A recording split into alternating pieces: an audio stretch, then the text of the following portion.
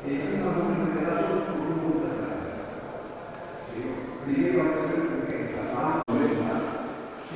que se chegas por eso a ganar outra maneira que fácil de saber a edad das persoas, todos os homens. E é por que levamos palabras. Sí. Un home cando é pequeno, cando é un neno pequeno, non temos pantalóns abaixo de todos sempre. Porque lle ponen eses monos que parecen mecánicos, os rapazes, eses pijamas inteiros. Que claro, os rapazes, cando teñen que mixar, non lles atenden. Entón, que fan? Andan con o fondo dos pantalóns. A limpeza trabajan as baixas, que cando lle traen agora, vai ali. Mas xa levan un traballo feito. Que lles vou pedir aos que fan ese tipo de pijamas que podían ter un detallito, como teñen os dos monos, dos que van nos coches de Fórmula 1, poñen un tubito para que non tuveran que andar baixando subido, non? Para que pudieran facer as súas cousas. E máis, incluso para que non se teñen que levantar por a noite, outro tubito para que poidan ver se llevar a sede. E os poñen de colores distintos, non vai a ser, Vale. E bueno, despois así que van medrando, os rapaces, o pantalón sube para arriba, e chega hasta aquí, non te sabes por qué, pero chega hasta aquí, non sei se vos fijastes. A xente nova que anda os pantalóns por aquí. Que se cae para que se lles vexa a marca do calzoncillo. A cintura do pantalón se chega ao seu sitio, aí, E así que te vas facendo vello, o pantalón non sei por qué, pero tende a ir para arriba. O pantalón vai subindo, hasta que chega aos sobacos. Ora, isto tampouco é sempre real, porque senón o tipo máis vello de España sería o Cachuli, que foi o home de Isabel Pantoja, que andaba sempre por aquí arriba, que parecía que tiña 100 e pico anos. Ora, unha vez que sabemos isto, eu intuyo, máis ou menos, pola edad, polo pantalón, e depois tamén polo saludo, sei tamén de onde é a xente. A xente, dependendo de onde sea, ten un tipo de saludo ou outro. Vale, vos, por exemplo, non sei se hai aquí algún vasco. Non, pero bueno, conocedes os vascos, non? Sabedes como son os vascos? Xente fuerte, xente jorrona, se lle mete unha cousa nos cornos, se tiene que ser, vale? Cal é o deporte auténtico do País Vasco? Levantamiento de piedras. Que se poñen ali, teñen unha pedra grandísima, unha bola grande, levantana, pasan por detrás da cabeza e volven a poñer no mesmo sitio. Home, por favor, que energía máis perdida. E o outro, tantos cantou ao papache, aupa, levantou o Tórmega. Diste, eres algo exagerado. A mí contaron así, pero sei que tamén os vascos son algo exagerados, sei que tamén, Non, en serio. Eu conozco a 3 irmáns, porque os vascos tamén, en plan de económico, tamén son, 3 irmáns que se facía o País Vasco pequeno. Marcharon para Estados Unidos. Alá montaron unha fábrica de látex. E deronlle un premio a mellor empresa dos vascos fora do País Vasco. E hasta foi o Lendakari alá para abrir o premio. Chegou ali, estaban esperando na fábrica. Alá chegou o Lendakari, venga por aquí, Lendakari, vete no palicho. Aquí quero. Tremenda fábrica. 400 trabajadores, máquinas de última generación. Aquí hacemos chupetas para los biberones. E sentía así. E dixo o Lendakari, ¿y ese ruido? Ese ruido. Están haciendo las chupetas para los biberones. Es cuando lo llenan, es cuando lo hacen el agujerito. Mira tú, qué simpático. Yo no, pero vamos a pasar al pabellón de al lado, que es más grande, y ahí hacemos preservativos. Pasaron por el pabellón de al lado. 800 personas. Aquí tienen maquinaria de última generación. Aquí hacemos los mejores preservativos de Estados Unidos, los mejores preservativos del mundo. E sentía de... E dixo del Lendakari, claro, los están hinchando, ¿no? Ya, usted inteligente, Llegó al Lendakari por algo. De repente se dice... ¿Y ese ruido? ¿Le ha hecho un agujero? Y dice, bueno, hombre, es que si no, no damos vendido chupetas. Eran inteligentes, joder, así que ten cuidado cuando... Esas habitacións pequenas que mandabas a ver con maleta. Que quería abrir a maleta e non chingaba do outro lado. Ora podes abrir 10 maletas, que esas habitacións son habitacións XXL, joder. Que aí podes xogar ao escondite. Que a última vez que fun ca miña filla, botei 1 hora xogando ao escondite. E non estaba ela xogando ao escondite, simplemente non a tocaba. Esas camas, vos viste esas camas que hai nos hoteles? Grandísimas, que antes las somaté a la cama era pequeniña.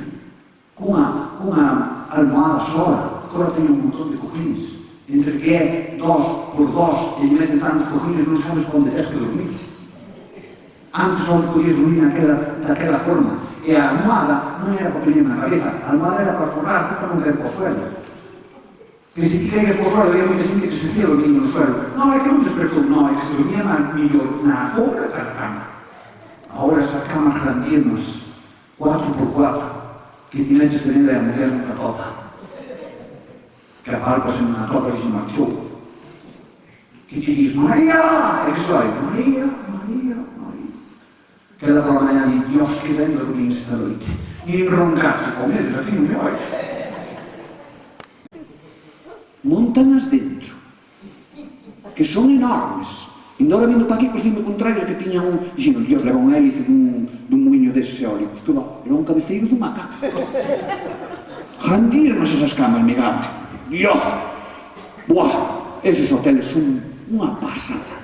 Unha pasada. Os hoteles é o restaurante dos hoteles.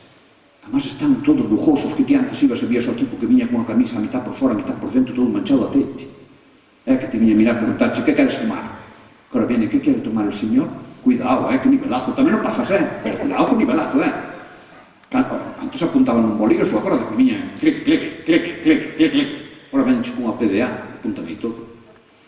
Que a última vez que fun, quedei flipado. O tipo, camarero, eu vin que traía unha cuchara metida no bolsillo aquí. E dixen, oi, chenero, xo que, ela putas esa cuchara. Xo non, que viñeron por aquí os de calidad da marca dos hoteles, e deronse conta que o tempo que perdíamos, sobre todo, en coller a cuchara, que é o que máis cae ao suelo, como a redonda, é a que máis cae ao suelo. E claro, é a que se utiliza para tomar o primeiro plato, a sopa ou caldo, esas cousas se enfrían, entre que te avisan, vas buscala, colle a cuchara, levas alá e traes outra, entón andamos a con unha aquí, se lles cae, daslle a túa, colle a outra, e o home sigue comendo, e carallo, que inteligentes. Pero cando me veo traer o segundo plato, fíjame que lle colgaba un cordón así por aquí, por orejeta. Señor, oxe, perdona, colga chalfa por aí. Se non, xa o sei. É iso? Tamén os de calidad. Deronse conta que era o que máis tempo perdíamos era cando íbamos ao baño. Sabes, entre que vas, abaixas, sacas, mexas, o metes, recolles, lava as mãos, unha cousa e outra. Entón, o que fixeron? Prendémola como un cordel.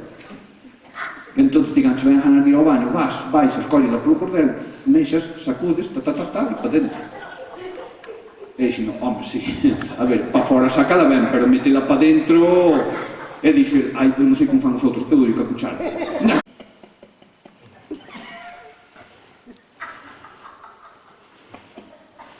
Pero bueno, si lle pos un espello no techo, ya lo flipas, Porque empieza a mirar cachos que non sabía que existían, aquel Frank que estaba tocando a nariz no culo, sabes?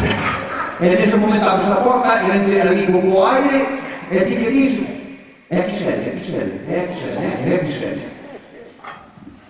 Ahora, eu acordome dos antes, e un día estando en Moaña, botou aí un tipo, dixo, o restaurante agora está ben, pero como hoteles antes. Eu acordo que cando a miña moza, e contou un detalle, e dixo, vamos ali aos moteles, que é isto, que mete o coche xa para dentro, non se pasa por cima, pero por non te deixan.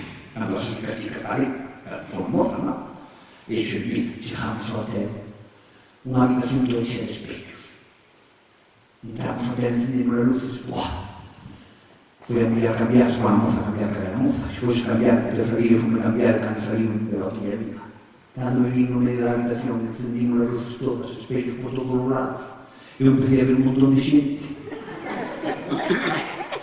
Un montón de parrochas por todos os lados. Un montón de cinganillos por todos os lados. Dicía, Dios mío, esto como puede ser, esto es una locura. Dicía, organización. Eu, como a miña conocía bastante ben, dixo, canto paso por aquí me da xente. E así foi, canto paso, dixo, Dios, aquilo foi como un milagro. Aleluya, aleluya, cada uno con a suya. Oye, organización total, Sí, señor. Hai que saber buscar por leva a casa. Porque, claro, non podes ganar. Por leva tela.